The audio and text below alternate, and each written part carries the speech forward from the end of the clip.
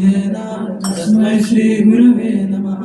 श्री चैतन्य मनोभीष्टं स्थापितं येन भूतले स्वयं रूप कदा मह्यं ददाति स्वपदान्तिकं।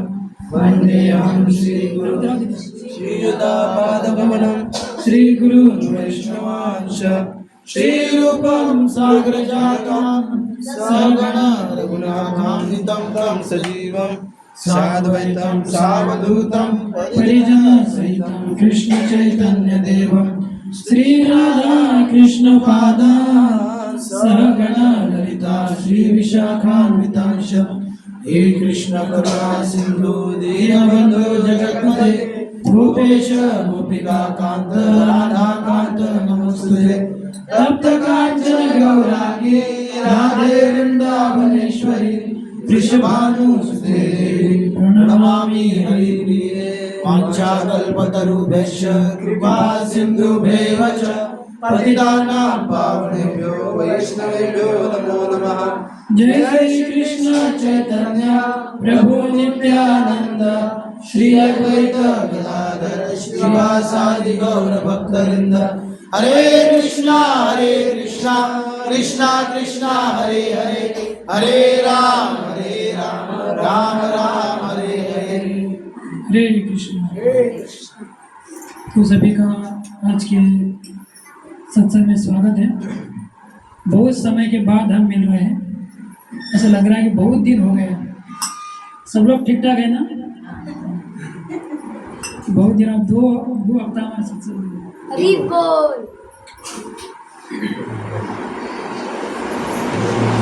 तो आज हम चर्चा करने वाले किसके ऊपर? दशरथ को राम का विरह। कौन सा? दशरथ को राम का विरह। तो हम देखते हैं सत्संग की बहुत बड़ी क्या है महिमा है। जैसे हम देखते हैं किष्किंधा में सभी वानरों को सुग्रीव क्या बोलते हैं? माता सीता को क्या करो? माता सीता की खोज करो।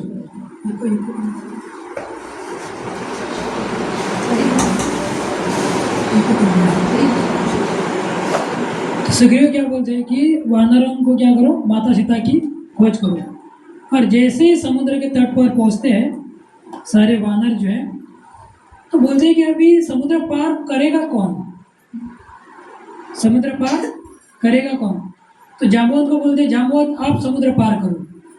तो जांबवंत बोलते हैं कि जब मैंने भगवान वामन देव ने अवतार लिया था तब मैंने 21 बार वामन भगवान को क्या किया था?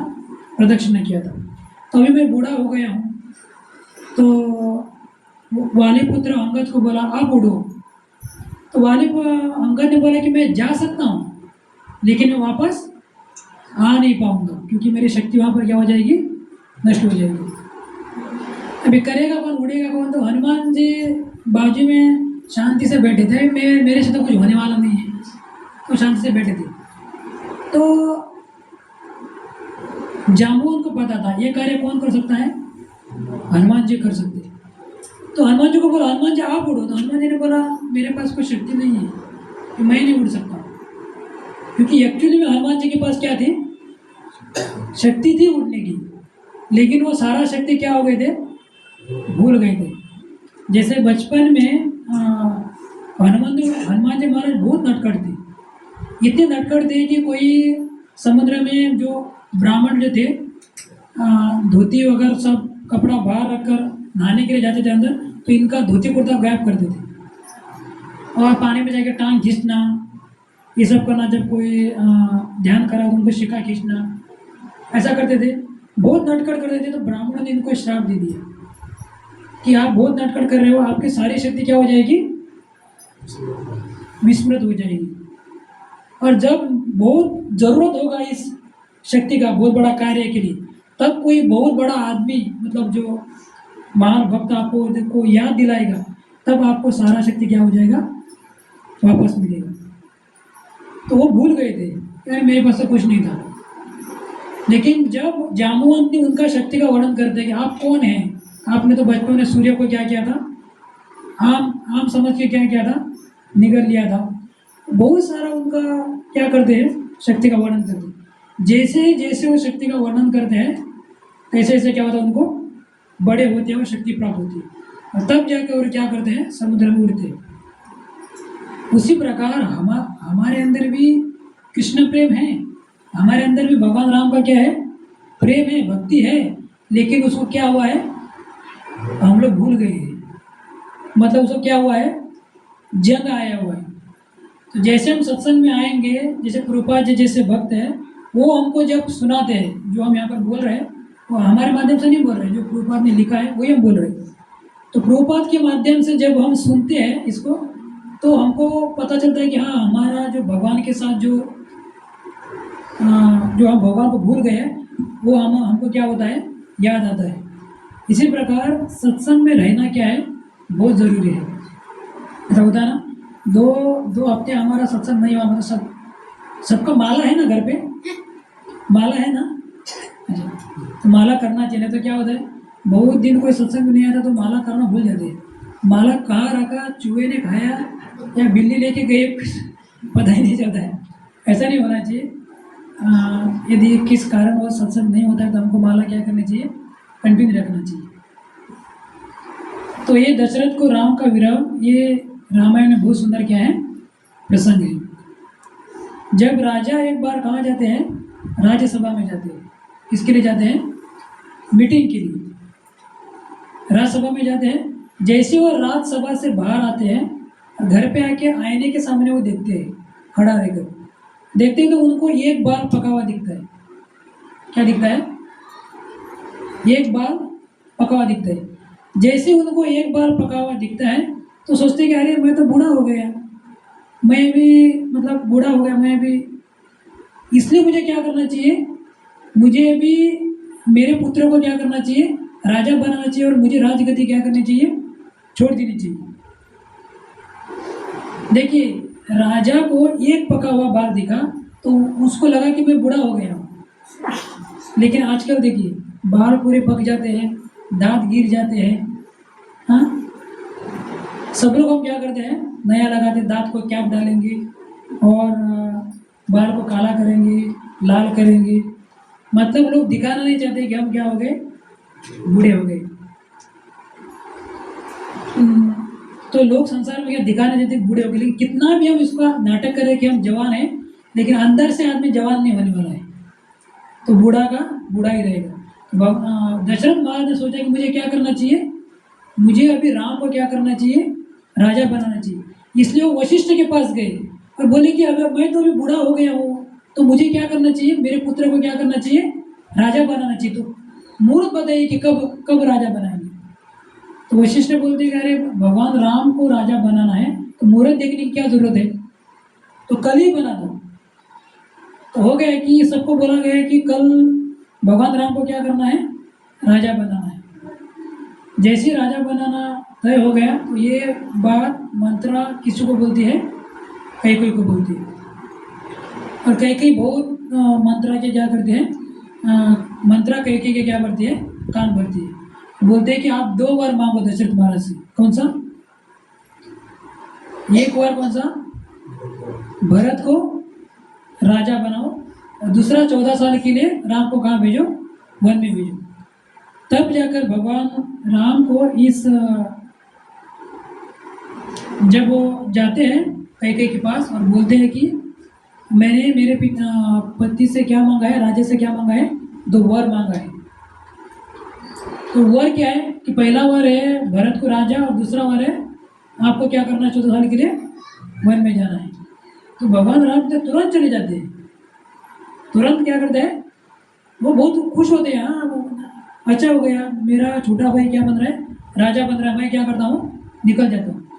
सोचिए कि भगवान रामचंद्र दोपहर को क्या बनने वाले थे, पूरे राजा का क्या बनने वाले थे, अयोध्या के राजा बनने वाले थे उस समय।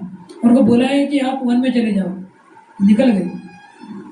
होता है ना, यदि हम किसी स्पोर्ट पे जाते हैं, फोर्स पे जाते हैं, यदि हम छोटा सा जो मेडल जीतते हैं तो वो कितना ये होता है ना। यदि हम कभी जाते हैं खेलने के लिए, जाते हैं क्रिकेट खेलने के लिए कुछ भी, तो जीतते हैं तो कितना हमको याद है, लेकिन भगवान रामचंद्र पूरे किसके राजा बनने वाले थे? पूरे अयोध्या के राजा बनने वाले थे। लेकिन वो क्या करते हैं? निकल जाते हैं। और पूरी सभा उनके साथ क्या करती है? निकल जाती है। बोलते कि हम भी आएंगे, हम भी आएंगे। तो कोई लोग बोलने लगे, अरे आप लोग कहाँ जा रहे हो? तो अयोध्या के वासियों ने बोला कि हम अयोध्या में जा रहे हैं। अरे अयोध्या में कहाँ? ये तो अयोध्या है, आप लोग अयोध्या में कहाँ जा रहे हैं? तो बोलते कि जहाँ पर राम है वही क्या है? अयोध्या है। तो होता है ना, जहाँ पर सूर्य है वहीं पर क्या है? प्रकाश है। अभी सूर्य ही नहीं है अयोध्या में, सूर्यवंश का सूर्य ही अयोध्या में नहीं है, तो प्रकाश कहाँ से आएगा? तो हम अंधकार में कहाँ रहेंगे? तो जहाँ पर सूर्यवंश का सूर्य रहेगा वहीं पर हम क्या करेंगे?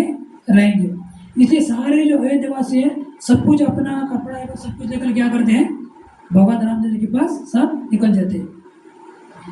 जब जाते जाते जाते और क्या करते हैं कि लोग चल के जा रहे हैं और भगवान रामचंद्र रथ के ऊपर बैठ के सुमंत्र के साथ जा रहे हैं। और एक बार क्या होता है, बहुत दूर जाने के बाद रात को सभी लोग सो जाते हैं। भगवान रामचंद्र बोलते हैं आप लोग क्या करो, सो जाइए, हम सुबह उठकर यहाँ से हम क्या करेंगे? आगे जाएंगे। जैसे ही सोते हैं तो भगवान रामचंद्र लक्ष्मण को बुला के बोलते हैं कि लक्ष्मण देखो, ये अयोध्या वासियों को देखो कि मेरे लिए ये सब छोड़ के क्या गए हैं? आ गए। मेरे लिए इन्होंने सब कुछ छोड़ दिया है, सब कुछ छोड़कर ये आ गए। किस लिए आ गए हैं? ताकि मुझे कैसा भी करके वापस कहाँ लेके जाना है? अयोध्या में लेके जाना है। तो इनका मेरा प्रति कितना प्रेम है देखो। यदि ऐसे ही हम इनको लेके चलते रहेंगे तो ये वनवास किसको मिला है? मुझे मिला है। लेकिन मेरे कारण इनको भी क्या करना पड़ेगा? वनवास भुगतना पड़ेगा। इसलिए मैं क्या करता हूँ, हम क्या करेंगे? ये सोए हुए हैं, इनको छोड़कर हम क्या करेंगे? चले जाएंगे। तो सोए हुए अयोध्या वासियों को छोड़कर भगवान क्या करते हैं? आगे चले जाते हैं। और आगे जाकर सुमंत्र को भी बोलते हैं कि आप रथ लेके क्या करो? वापस चले जाओ। तो सुमंत्र में आते हैं रथ लेके। अभी अयोध्या वासियों को थोड़ा होप था, क्या था? कि भगवान रामचंद्र रथ के साथ क्या करेंगे? वापस आ सकते हैं। लेकिन जैसे उन्होंने देखा कि रथ खाली आया है सुमंत्र लेके, तो इतने लोग रोने लगे। जो घर की स्त्रियां जो है वो भी जो वापस आए अपने पति है उनको डांटने लगी। बोलने आप लोग क्यों आए हो? बिना राम का हमारा जीवन कैसे चलेगा? तो बिना राम के तो हम जी नहीं पाएंगे। सब लोग रो रहे हैं, बिलख रहे हैं, अभी करेंगे क्या? भगवान रामचंद्र क्या गए? वापस गए। और सुमंत्र भगवान रामचंद्र को लिए बिना आए, ये जब कौशल्या को पता चला तो कौशल्या दशरथ महाराज को बहुत डांटती है। क्या करती है? बहुत डांटती है। बोले आपके कारण मेरे पुत्र राम को कहाँ जाना पड़ा?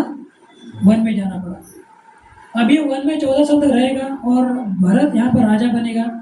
और भरत राजा बना है, ये जब इसको पता चलेगा रामचंद्र को, तो वो रामचंद्र कभी आएंगे ही नहीं अयोध्या में। बोलेंगे भरत राजा बने ना, उन्हीं को राजा रहने, मैं जाऊंगा तो भरत क्या करेगा? मुझे राजा बनाएगा। इसलिए कौशल्या बोलती है कि भगवान राम कभी वापस आएंगे ही नहीं। तो इतना दुख व्यक्त करती है। और ये दुख देखकर दशरथ महाराज जो है मूर्छित हो रहे हैं।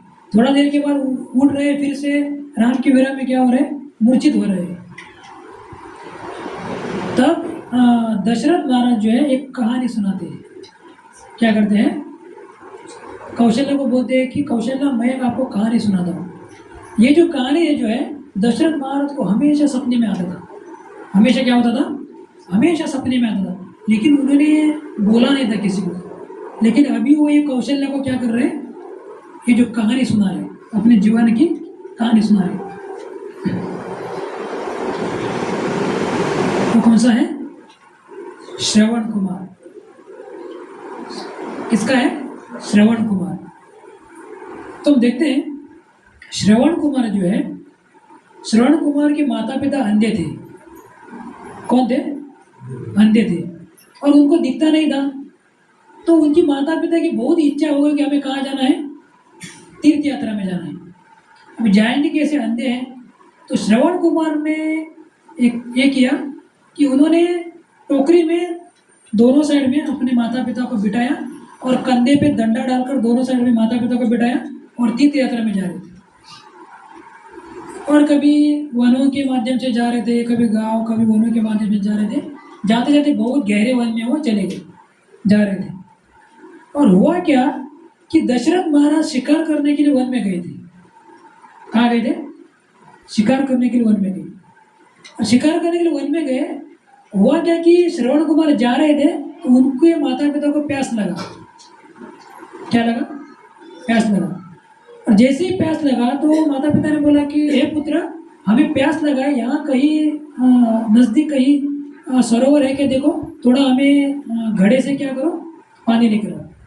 तो श्रवण कुमार ने अपने माता पिता को वहाँ रखा और पानी लेने के लिए गए। और पानी जब होता है ना, जब घड़ा जो है हम कहीं डुबाते हैं तो उसका बुड़ बुड़ बुड़ बुड़ आवाज आता है ना, तो वो डुबा रहे थे घड़ा। जो घड़ा पानी में डुबा रहे थे उस समय आवाज आ रहा था। और पहले के युगों में क्या होते थे कि शब्दवेदी बाण होता था। शब्दवेदी बाण मतलब शब्द का आवाज सुनकर वो क्या करते थे, बाण छोड़ते थे। जैसे ही इन्होंने आवाज सोचा, सुना, देखा, तो इनको लगा क्या है, ये हाथी पानी पी रहा। सेकंड चित्र में ऊपर देख रहे हैं ऊपर, तो उनको लगा कि हाथी पानी पी रहा है। इसलिए इन्होंने क्या किया, जिस ओर से आवाज आ रहा है उस ओर उन्होंने क्या किया, बाण छोड़ा। जैसे बाण छोड़ा, वो बाण जाकर किसको लगा, जो श्रवण कुमार के छाती पे लगा। जैसे ही श्रवण कुमार के छाती पे लगा तो श्रवण कुमार जोर जोर से चिल्लाने लगे। अभी जब ये आवाज दशरथ महाराज ने सुना तो अरे इनको लगा, अरे मैंने तो पशु समझकर बाण छोड़ा था, लेकिन ये है कौन, ये तो मनुष्य की आवाज है। तो दौड़ते हुए वहां पर दशरथ महाराज जाते हैं, दौड़कर जाते हैं और देखते हैं कि अरे ये तो एक राजकुमार, ये तो एक ब्राह्मण है। तो बहुत वो क्या होते, दुखी होते हैं और बोलते हैं, अरे मुझे क्षमा करो, मैंने क्या किया था, मैंने पशु समझकर क्या किया था, वार किया था, मुझे पता नहीं था कि आप मनुष्य हैं।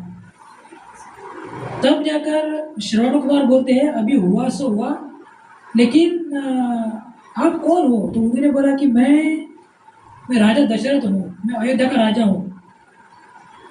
तब श्रवण कुमार बोलते हैं कि मैं श्रवण हूँ और मेरे माता पिता दोनों अंधे हैं, और उनको लेके मैं तीर्थ यात्रा जा रहा था और मेरे माता पिता को प्यास लगा था, इसलिए मैं क्या किया था, पानी लाने के लिए आया था। अभी तो मैं जीवित तो मैं नहीं बचूंगा, इसलिए आप एक काम करो कि मेरे माता पिता को बहुत प्यास लगा है, तो आप इस घड़े से पानी भरो और मेरे माता पिता को क्या करो, पानी लेकर दे दो, इतना काम करो। और बोलने लगे कि मेरे इस बाण से बहुत पीड़ा हो रही है, एक काम करो कि ये बाण मेरे छाती से निकालो। और श्रवण कुमार बोलते हैं कि आपने मुझे नहीं मारा है, मुझे तो आपने मारा ही है, लेकिन मेरे साथ साथ आपने मेरे माता पिता को भी मारा है। क्या किया है? मेरे माता पिता दोनों अंधे हैं और उनका मैं अकेला ही सहारा था, मैं अकेला ही सहारा था, मुझे आपने मार दिया। और वो दोनों अंधे हैं तो वो लोग अभी मुझे बिना और कुछ कर नहीं सकते हैं। इसका मतलब आपने क्या किया है, मुझे तो मारा ही है, साथ साथ उनको भी मार दिया है।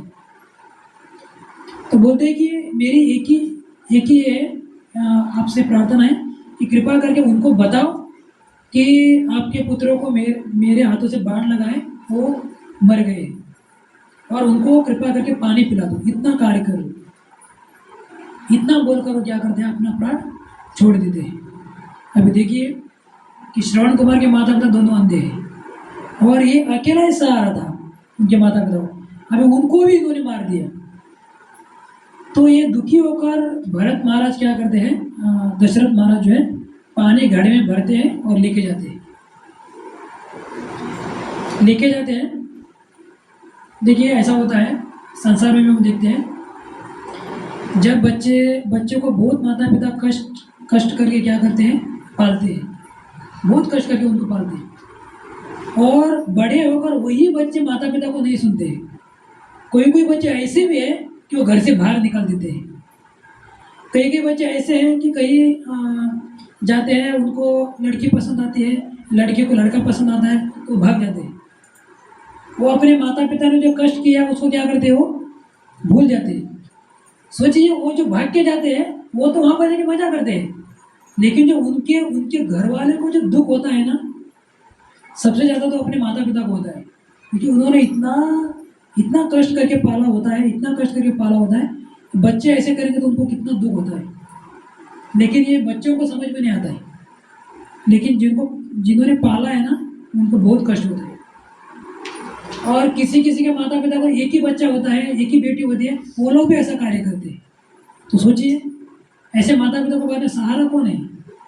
वो तो इसी इच्छा लेकर ये करता है कि अरे मेरी एक बेटी है, वो मुझे बुढ़ापे में सहारा बनेगी, एक बेटा है।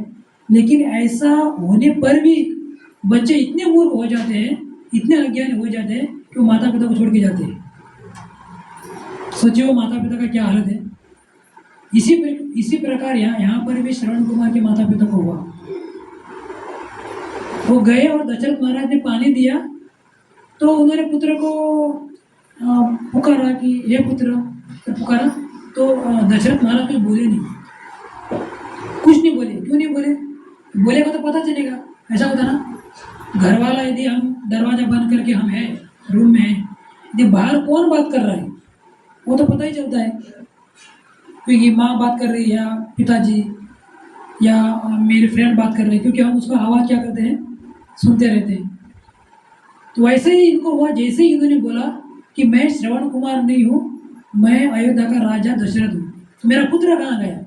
तो इन्होंने बोला कि मेरे हाथों से उनको क्या लगा है, बाण लगा, मैंने पशु समझकर बाण मारा, लेकिन वो आपका पुत्र था और उनकी मृत्यु हुई। जैसे ही उन्होंने ये सोचा कि हमारे पुत्र की मृत्यु हुई है, उनका हृदय फट गया और उनको इतना दुख हुआ, इतना दुख हुआ, अरे हमारा एक ही सहारा था पुत्र, उनको भी आपने मार दिया। अभी हम जी के क्या करेंगे? हम जी के करेंगे कि हमको कौन देखने वाला है? तो इतना दुख हुआ, बहुत रोने लगे। तो पानी भी नहीं पिया। उन्होंने बोला कि हमको पानी नहीं चाहिए, हमको क्या करो, हमारे पुत्र के पास लेके जाओ, हमको श्रवण कुमार को देखना है। तो ऐसे ही दशरथ महाराज उठाकर कहाँ लेके गए? श्रवण कुमार के पास लेके गए और जाकर उन्होंने श्रवण कुमार को आलिंगन किया। आलिंगन करके जोर जोर से रोने लगे और उन्होंने श्रवण कुमार के माता पिता ने दशरथ महाराज को श्राप दिया। उन्होंने बोला कि आपने कार्य किया, उस कार्य से हम आपको क्या मृत्युदंड दे सकते हैं, लेकिन हम आपको क्या नहीं देंगे, मृत्युदंड नहीं देंगे। तो देखिए, जब भी जीव भगवान या प्रकृति के नियमों का भंग करते हैं, तब उन्हें उसका फल भुगतना पड़ता है। जन्म जन्मांतर निम्नतर योनियों में जन्म लेकर अथवा नरक में जाकर इन सब से मुक्ति पाने के लिए दशरथ ने तुरंत ही अपने पाप को निष्फल करना चाहा। वाल्मीकि रामायण में क्या करते हैं, यहाँ पर बोला गया है, दशरथ महाराज क्षमा मांगते हैं कि अरे मैंने पाप किया है, मैं तो इस पाप से जन्म जन्मांतर में नरक में रहूँगा, करोड़ों जन्मों तक मुझे क्या करना होगा, इसका पाप भुगतना पड़ेगा। इसलिए मुझे क्या करो, इस पाप से मुझे छुटकारा पाने के लिए उपाय बताओ। तो श्राप देते हैं कि आप मरेंगे नहीं, लेकिन वो बोलते हैं कि आपको हम जैसे हमारे पुत्र के वियोग से जो दुख भुगत रहे हैं विरह से, वही पुत्र का विरह क्या करना पड़ेगा, आपको सहन करना पड़ेगा। क्या बोलते हैं, जिस तरह से हमें हमारा पुत्र का दुख हो रहा है मरने का, उसी प्रकार यही दुख आपको भी भुगतना पड़ेगा, अपने पुत्र का विरह बोल के उनको क्या करते हैं, श्राप देते हैं। और यही कर्म का फल किसको लगता है, दशरथ महाराज को। अभी जो भगवान रामचंद्र गए ना छोड़ के, वो इसके कारण गए, क्योंकि श्रवण कुमार ने क्या दिया था, श्राप दिया था। और यही जो है दशरथ महाराज कौशल्या माता को बता रहे कि ये मैंने पाप किया था और उन्होंने मुझे श्राप दिया था, उस श्राप के कारण मुझे आज क्या करना पड़ रहा है, मेरे पुत्र मुझे छोड़कर गए। शास्त्रों के अनुसार प्रत्येक बुद्धिमान व्यक्ति को अगले जन्म के कष्टों से मुक्ति पाने के लिए मृत्यु से पूर्व अपने पापों का प्रायश्चित कर लेना चाहिए। क्या बोला गया है, जो भी हमें पाप कर्म किए हैं मरने से पहले उसको क्या करना चाहिए, प्रायश्चित करना चाहिए। मरने से पहले हमें क्या करना चाहिए, प्रायश्चित करना चाहिए। तो सबसे बड़ा प्रायश्चित क्या है, जब हम भगवान का नाम लेना शुरू करते हैं, तब हमारा जितना भी पाप है सभी पाप क्या हो जाता है, नष्ट हो जाते हैं। तो बोलते हैं कि हे प्रभु मैं आज से आपका नाम जप कर रहा हूँ, तब से क्या करते हैं यमदूत जो है सारे उनको क्या करते हैं, सारे जिनके जो अकाउंट में जितने भी पाप है सारे पापों को क्या करते हैं, डिलीट करते हैं। और डिलीट करते करके एक कॉपी रखते हैं वो, क्योंकि कोई बोलते हैं कि मैं भक्ति करूँगा और फिर से पाप करने लगा तो उसको फिर से कॉपी करके लेते हैं। तो इसके लिए हमें क्या करना चाहिए, भक्ति में आने के बाद फिर से हमें क्या नहीं करना चाहिए, पाप कर्म नहीं करना चाहिए। देखिए भगवत गीता में 1.36 में अर्जुन दुख व्यक्त करते क्या करते हैं, यदि हम ऐसे आतताइयों का वध करते हैं तो हम पर पाप चढ़ेगा। अर्जुन भी बोलते हैं यदि हम इनको मारेंगे तो हमको मुझे क्या लगेगा, पाप लगेगा, मुझे नरक में जाना पड़ेगा, है ना। हम जो भी कार्य करते हैं ना वो हमें देखना चाहिए वो हमारे लिए अच्छा है या बुरा है। हम जो भी पाप कर्म करते हैं ना वो हमको मिलता ही है, वो मिलेगा ही मिलेगा। तो अर्जुन दुख व्यक्त कर रहे, आजकल संसार में लोग क्या करते हैं, उनको कुछ मतलब वो सोचते, उनको ज्ञान ही नहीं है कि मैं पाप उनको पता ही नहीं होता कि मैं पाप कर रहा हूँ। सब कुछ करते हैं, उनको लगता है मैं बहुत बड़ा कार्य कर रहा हूँ। जो कोई शराब पीता है ना, शराब तो उसको शराब पिया तो उसको लगता है कि मैंने कहीं तो झंडा डाला है, झंडा डाला वो डाला, ऐसा उसको लगता है मैं बहुत बड़ा कार्य कर रहा हूँ। लेकिन उसको पता नहीं है कि उसका पाप उसको क्या मिलेगा। कोई कोई है ना जो नॉन वेज वगैरह खाते हैं तो उनको ये क्यों होता है कि अपने शरीर पे मांस बढ़ाना है, भले हो अंडा खाओ, मुर्गी खाओ, सुअर खाओ या मेंढक खाओ या सांप खाओ। मेंढक खाने वाले भी लोग हैं संसार में। विदेशों में क्या करते, बारिश के समय वो मेंढक टर कर जाना वो उनको पकड़ के फ्राई करके खाते हैं, ऐसे भी लोग हैं। अभी वो लोग इंडिया में भी खा रहे हैं लोग, मतलब कुछ भी इसके बदले में क्या होने वाला ये नहीं देखेंगे, बस हमारे शरीर पे क्या चढ़ना चाहिए, मांस चढ़ना चाहिए बस।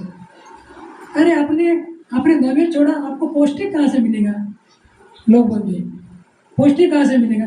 अभी तो नॉनवेज कहेगा पौष्टिक अभी चढ़ेगा फिलहाल के लिए, लेकिन आगे जाकर जन्मांतर आपको यहाँ भटकना पड़ेगा, तो क्या फायदा है उसका। लोग बोलते हैं कि नॉनवेज में पौष्टिक है, क्या वेज में पौष्टिक नहीं है, सब्जियों में पौष्टिक नहीं है, लेकिन इनको पापी करना है। उसी प्रकार यहाँ पर क्या कर रहे हैं, देखिए भगवत गीता में 4 अध्याय में 17वें नंबर श्लोक में बोलते हैं, भगवान बोलते हैं कर्मण्यपि बोधव्यम, सभी बोलिए कर्मण्यपि बोधव्यम बोधव्यम च विकर्मणा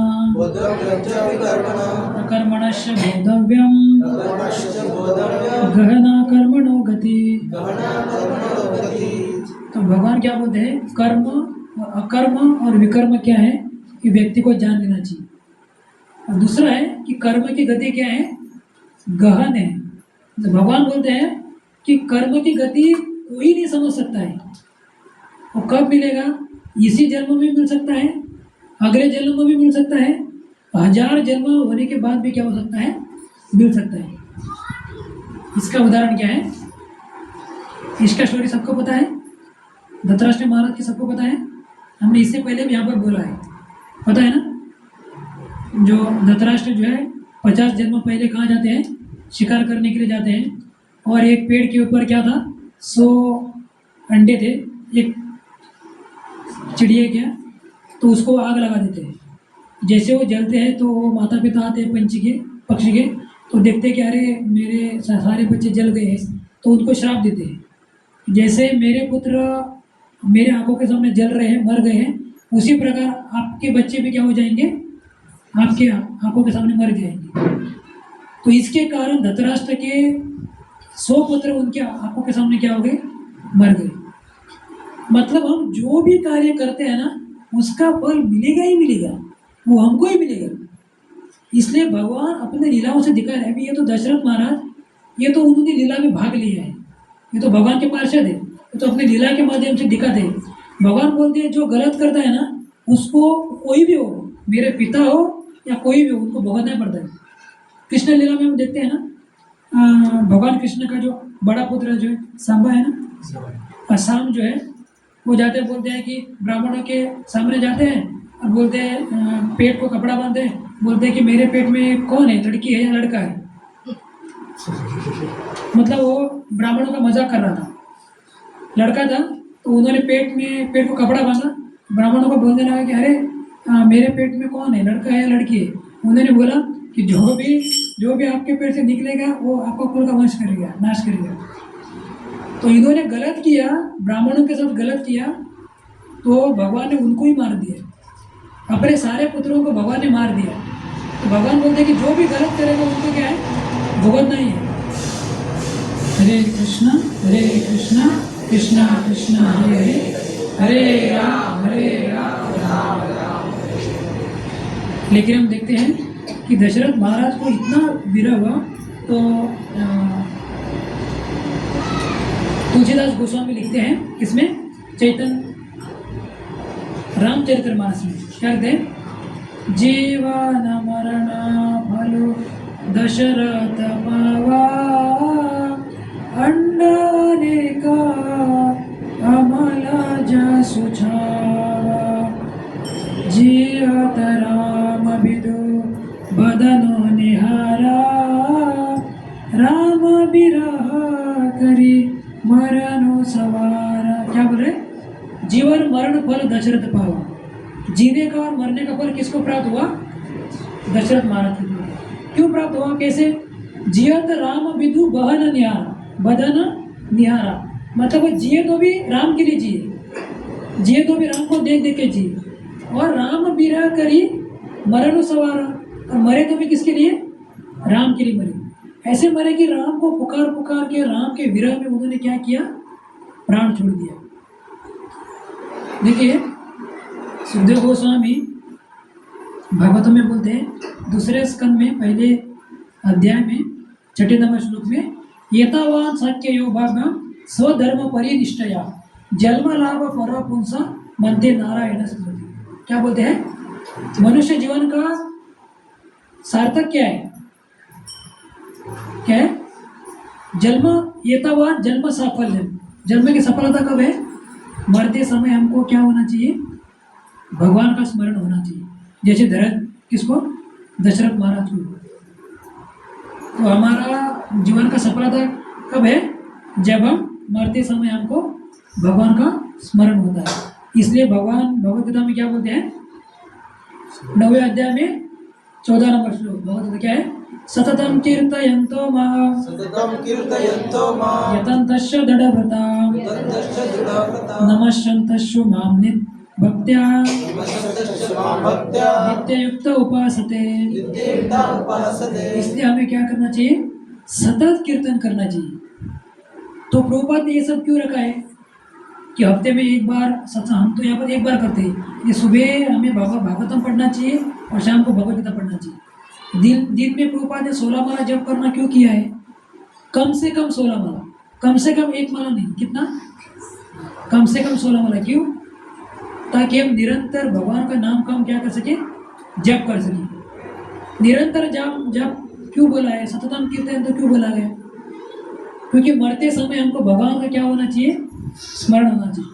जो भी हम जीवन में करते हैं ना, मरते समय हमको वही स्मरण आता है। जो करते हैं वही हमको स्मरण आ गया, वही जो जीवन में किया है ना, मरते के क्षण में वही हमारे सामने कैसेट घूमते रहेगी, वही सिर के सामने घूमता रहेगा। माता जी बोल रही थी, माता जी का नाम संगीता माता जी बोल रही थी, उनके पिताजी का देहांत हो गया अभी रिसेंटली।